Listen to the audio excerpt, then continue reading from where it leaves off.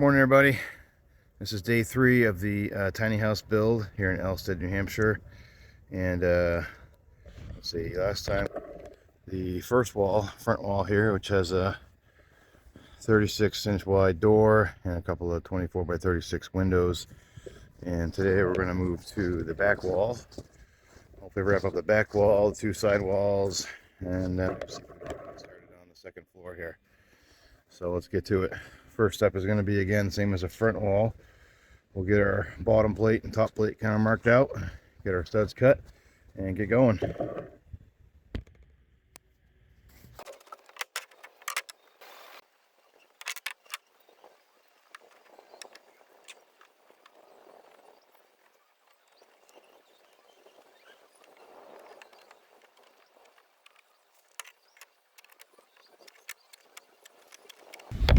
All right, so for this one, the back wall is just going to have one window centered. We're at the 24 by 36 window, and so I just found the center.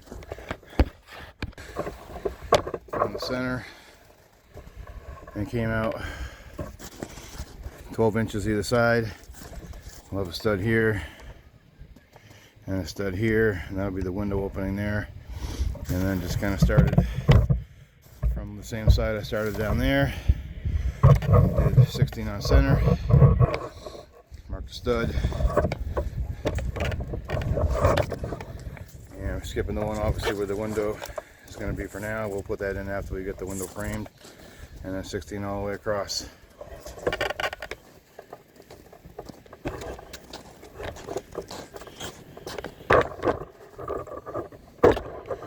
Now let's set it up and get some studs in there.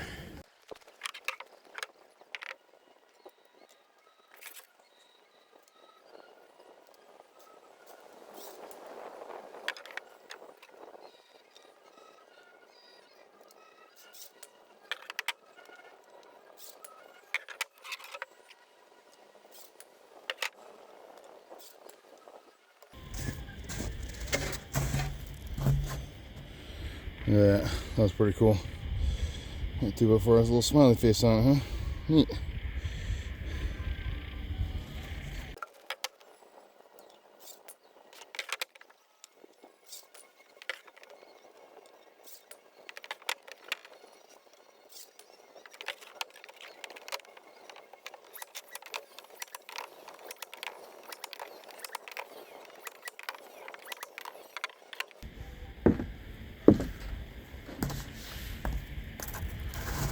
Just noticed it's got a pretty good warp to it as I was trying to flush it up. I don't think you can see that.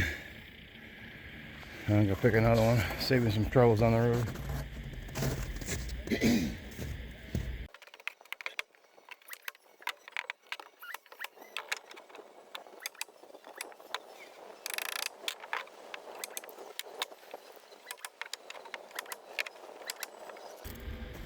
Alright, so that's the studs. I'm gonna mark out 36 up from the bottom of the window, and then I think it's 35 3/4 to the top of the window, and measure out some pieces that are 24 inches long. Put those in for the top and the bottom.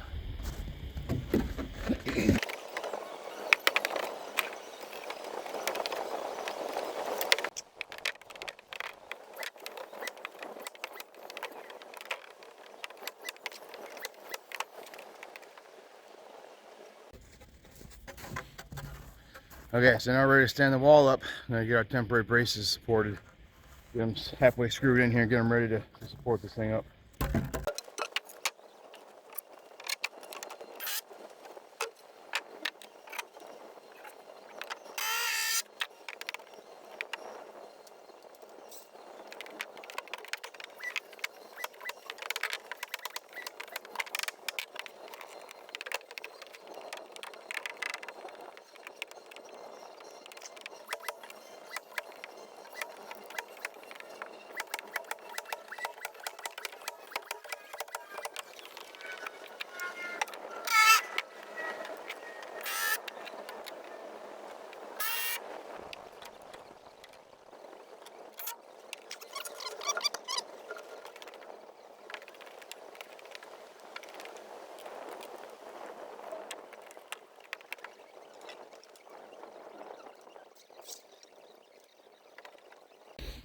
Okay, and the third and fourth walls, these two here, are going to be no windows, no doors. Pretty straightforward. So we'll just go 16 on center. And actually we're going to have to start all the way to the corner on these walls. All right, we'll start 16 on center, not from where the wall actually starts, from this wall, but from where the full wall starts, 16 on center from there. So we'll mark that out. Do the first wall, stand it, nail it. Probably attach it up here as well to the existing walls. The same thing for the other wall, but these are going to be pretty simple and straightforward. It should go a lot quicker.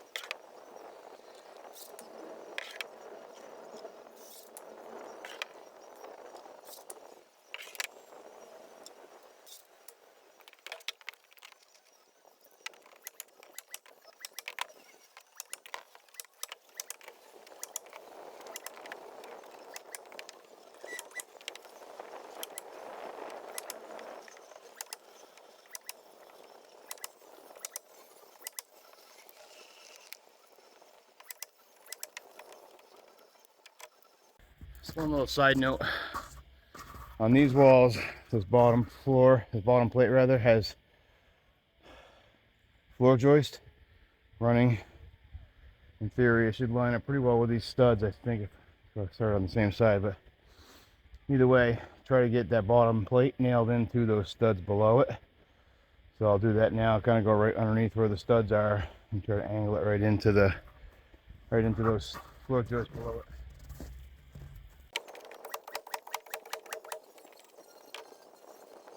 Alright, so now I'll try to square up these corners, flush them up, and level them out, and nail them together, and brace them up. Actually, maybe I'll try to brace up those other walls first. Level, yeah. Brace up the other walls, it's the front or the back and the front wall first. Level this way with another brace, and then I'll attach this long wall to the back and front walls.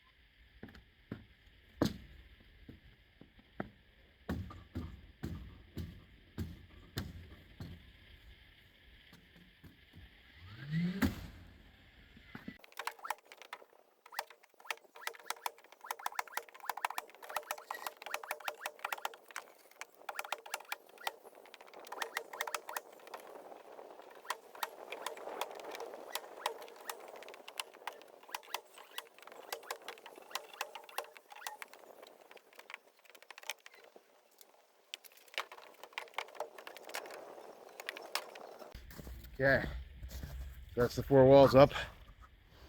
Just check the double check the tops of each of the walls, and they're all pretty level to each other. The next step is to do a double or second top plate along the top edge of this first top plate, overlapping. So this long wall here will be a full 12 footer. So it overlaps the front and the back wall, kind of helps tie those walls together and gives it a little extra strength.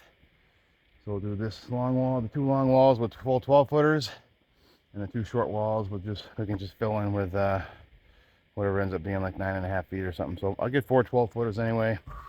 Actually, just ran out. I probably would use 8 footers if I had extra, but I didn't have any. I just kind of barely used my last one. So yeah, either 8 footers or 12 footers. Might as well get 12 while I'm going. So we'll get that and wrap that up, and we can start on the floor for the second floor of the loft. Okay, time to do some top plates. Second top plates.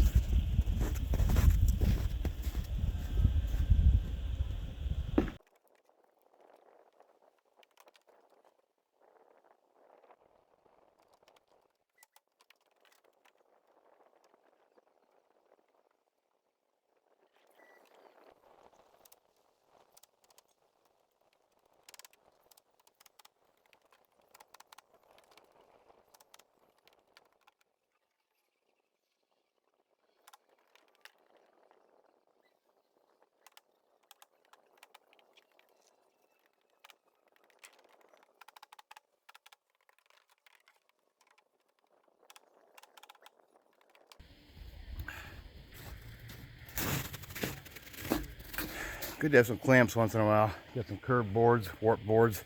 Kind of pinch them down tight, nail them together tight.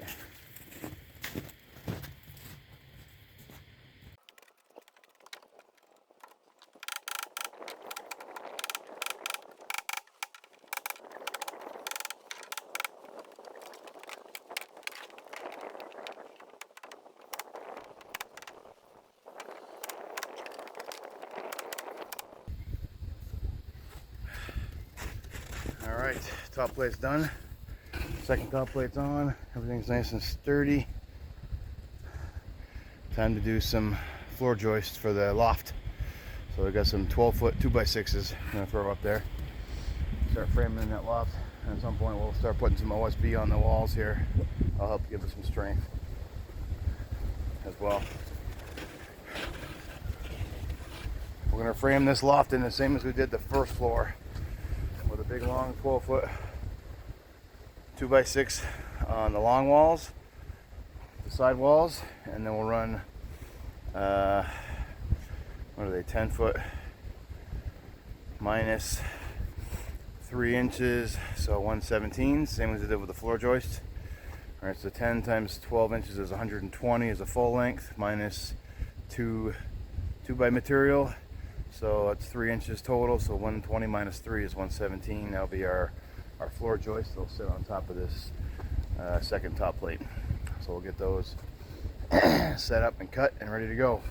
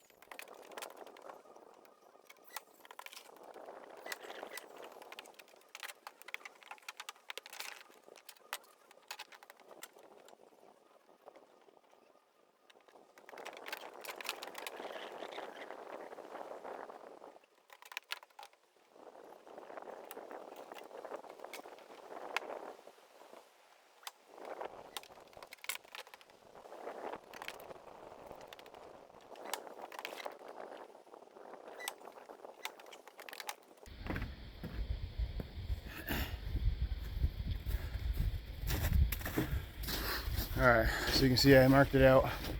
16 on center while I was up there. A lot of ways doing it. That's just how I happened to do it this time. But in theory, they should fall right over the the studs. But I like to mark it out anyway, just in case we're gonna have plywood and things like that. So you want to make sure it's pretty accurate versus eyeballing it either way we should probably work as long as you're pretty close. So you can see I nailed in these 12 footers down into that second top plate. Just in a few places I'll go back afterwards and nail it some more, but just to hold it up there temporarily so it doesn't fall over. And then I'm going to put my 117-inch floor joist in here, so it should be, I think, 11 or 12 of them. And I'm going to leave the end open here a little bit because I still have to design or build in my staircase. I'm just going to have a ladder going up there, so I'm still working on how that's going to look and how big it's going to be and all that. So I'll probably leave that last joist or two, leave an opening there so I can frame that in. But all right, let's get some floor joists up there.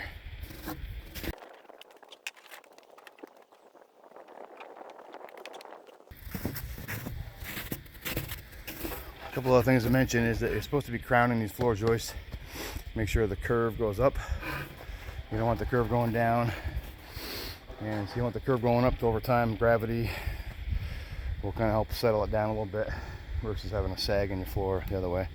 So just not hugely important. Hopefully if you did a good job picking out the boards in the first place, they're pretty close. But yeah, just give it a quick look. Most of them are pretty close. Can't really tell if there is a crown or not. If there is, just put it up. The other thing I was going to mention is I just got my little ladder here today. Normally I'd probably bring my 6 or 8 foot ladders, but I had my car, so using a small ladder today. It's not quite the preferred size or style, but it works.